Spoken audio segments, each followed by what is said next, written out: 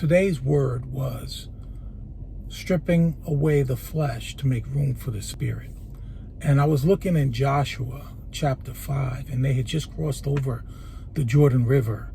And God had did this miraculous thing where he split the Jordan River so they could cross over a pond.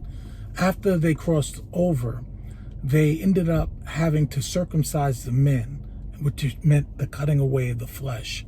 So the men became circumcised there at that place on that mountain and that hill, but then they also rested. So I felt like Lord was saying that during this fast time that we're cutting away the flesh, there's this time of rest.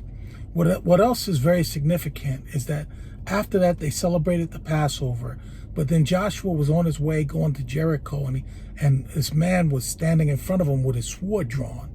So Joshua said, "Are you for us or are you for the enemy?" And the man said, "I'm for neither you nor the enemy." So he said, "I am the commander of the armies of God."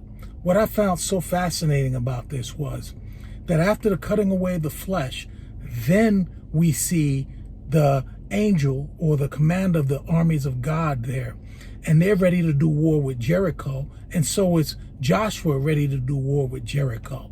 So what's significant here is that there's an army that's going before him or with him spiritually to destroy what they're going to do naturally.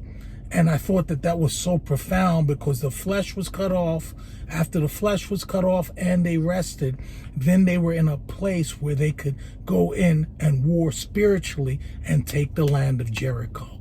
And I thought that was so powerful. So by cutting off the flesh, we're making room for the spirit. And that's the word for today. Fast day number 2.